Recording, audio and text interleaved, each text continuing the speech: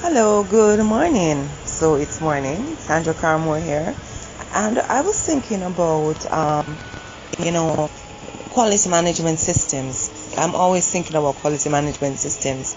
I have opted to interact on several different levels with companies so that I can have a feel of what their system is like. This is something that I I see the industry encouraging, and it's something that I seek to implement as much as possible. Right. So um, every single part of a business system is is to form a part of the overall detailed quality management system plan of the company. And I've been noticing that what I find is that a lot of persons work with companies, but they are not aware of the critical importance of their role, no matter what, at what level. If your role was not critical and important, it would not have been in the organizational structure. Even if it is that you're cleaning the office, it goes towards health and safety, not only for yourself but also for all of the other workers. And the human resources are the most important resource of any business. And I find that a lot of companies, even if they believe it, they don't live it. And staff becomes unhappy, and they just go through the motions, and they don't have buy-in to the mandates and goals and objectives of the company.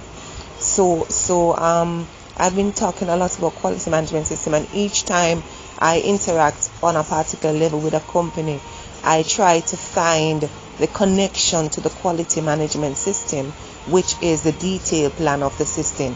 And the detailed plan of the system is linked to the persons, the human resources, because the persons in the company are all different and diverse, and they do things differently, in the sense that we are to find the best way for each individual to perform the task, or for the overall general individuals to perform the task, so that it does not become a burden on them, which would then affect productivity and their performance. I just wanna, and the most critical, the most the hardest issue that we face is proper compensation and remuneration for the work done. I've been encouraging persons, that even companies that I go to for interviews, and all of the companies that I've been interacting with, to use an industry standard for the position that they are going to be paying. I use an industry standard worldwide to determine how much to pay the person, or I prefer both, to use their own lives as an example of all the needs. There are some things that we have been doing without, that we should not be doing without, and it takes a physical toll on our bodies, right?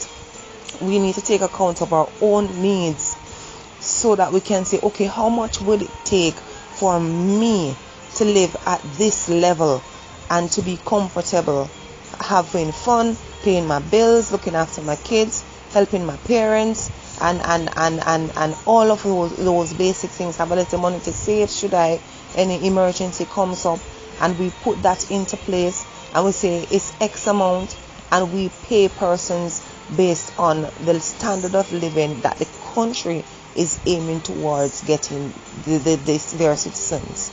And it's a global thing. It's not only within the country that you reside, or within the first world countries, or those persons who we feel that make it. It's supposed to be a standardized set standard of living that we want to have every person in the world to have. And I mean, it is a sore point, and there are a lot of persons who are living barely getting by,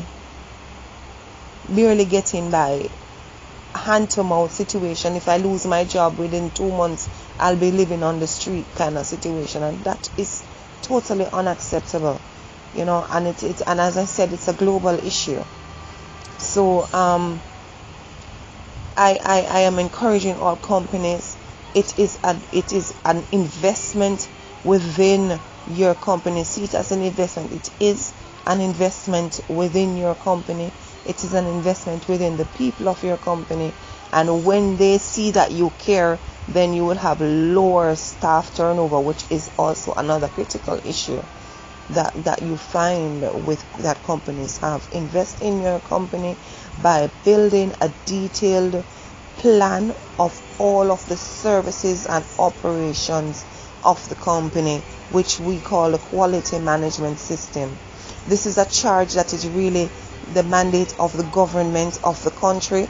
I am just a simple single individual consultant who have opted to spend time and my resources to assist companies in building this system, because a lot of times what I find is that persons are employed and they become engrossed with the day-to-day operations, and so you have to use someone who it is most recommended to use an external and to outsource this activity, because at the end of the day they can come in, they can give you the third eye view, they can have the time to stay outside of the daily operations and be able to quickly work on the system and get the feedback from the persons who are involved with the system, so that you can have a system that is really representative of what the company is doing. It is not enough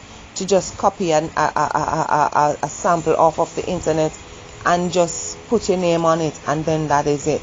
There are samples on the internet, but this plan is supposed to be a detailed plan of what you are doing, and the emphasis is on the doing. It must be a focus on what you are doing. Focus on what you're doing. It's like your birth certificate. So a lot of companies out there, it is not enough to only do a business plan. A business plan is really